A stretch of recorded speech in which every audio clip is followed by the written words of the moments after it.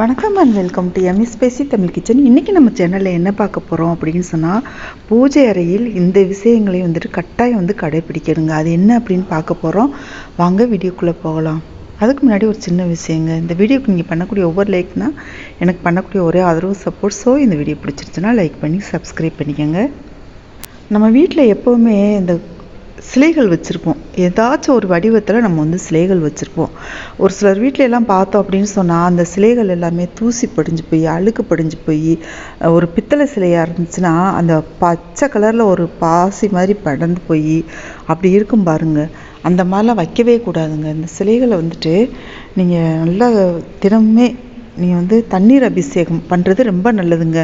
நீங்கள் பெருசாலாம் ஒன்றும் பண்ணுவானா, எங்கள் வீட்டில் அந்த வசதிலாம் இல்லைன்னா நீங்கள் நினைக்காதீங்க. நம்ம சிங்க் இருக்கு இல்லையா, பாத்திரங்கள் ஒரு சிங்க் இருக்கு இல்லையா, அந்த சிங்கில் போயிட்டு தினமுமே அந்த சிலைகளை காட்டிட்டு குழாயை திறந்து விட்டுட்டு அந்த தண்ணீர் அப்படியே அந்த சிலைகள் மேலே படுற மாதிரி நல்லா கழுவிட்டு, தினமுமே இது மாதிரி நீங்கள் சந்தன குங்குமம் தொட்டு வச்சுட்டு, பூ வச்சுட்டு நீங்கள் சாமி கும்பிட்டு பாருங்கள்.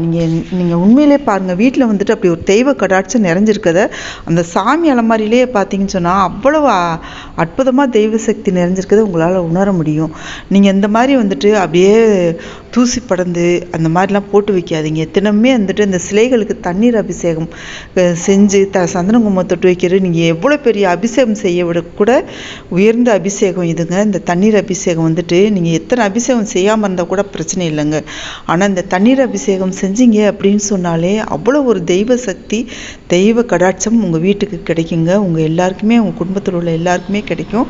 அவ்வளோ ஒரு நல்ல விஷயம். இந்த மாதிரி நீங்கள் தினமே செஞ்சு பாருங்கள். உங்கள் வாழ்க்கையில் என்ன ஒரு மாற்றம்லாம் நடக்குதுன்னு உங்களால் கண்கூட உணர முடியுங்க. அவ்வளோ ஒரு நல்ல விஷயங்கள் நடக்க ஆரம்பிக்கும்.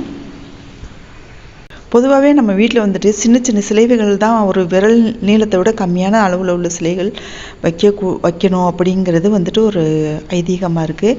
அப்படி இருக்கக்கூடிய சிலைகளை கூட நம்ம சுத்தமாக பராமரிக்கணுங்க. நம்ம பெரிய சிலைகள் வைக்கக்கூடாதுன்னு இல்லை, முறைப்படி பூஜை பண்ணணும் வச்சோம் அப்படின்னு சொன்னால். அதனால தான் பெரிய சிலைகள் வைக்கக்கூடாது அப்படின்னு சொல்லி வீட்டில் சொல்கிறாங்க. அதனால் நீங்கள் இந்த முறைப்படி நீங்கள் வழிபாடு பண்ணி பாருங்கள். தினமுமே காலையில் எந்திரிக்கிறோம்மா, குளிச்சுட்டு இந்த மாதிரி வீட்டில் உள்ள சாமி சிலைகள் எல்லாம் கழுவிட்டு, நீங்கள் சந்தன குங்குமம் தொட்டு வச்சுட்டு, பூ வச்சுட்டு, நீங்கள் விளக்கேற்றி வச்சுட்டு நீங்கள் அடுத்த வேலையை பார்க்க ஆரம்பிங்க. அப்போ அந்த வீட்டில் அவ்வளோ ஒரு நல்ல ஒரு தெய்வ சக்தி வீட்டுக்குள்ளே நுழைஞ்சாலே நல்ல ஒரு பாசிட்டிவ் எனர்ஜி நடக்கிறது எல்லாமே நன்மையாக நடக்க ஆரம்பிக்குங்க. அவ்வளோ ஒரு நல்ல விஷயங்கள் எல்லாமே இருக்குது. உங்களால் பெரிய சிலை வைக்கணும் அப்படின்னு சொன்னால், உங்களால் முறைப்படி பூஜை பண்ண முடியும் தெரியும் அப்படின்னா வைங்க. அப்படி இல்லை அப்படின்னு சொன்னால் பெரிய சிலைகள் வீட்டில் வைக்காதீங்க. சின்ன சிலைகள் வச்சே நம்ம வழிபாடு பண்ணிக்கலாங்க.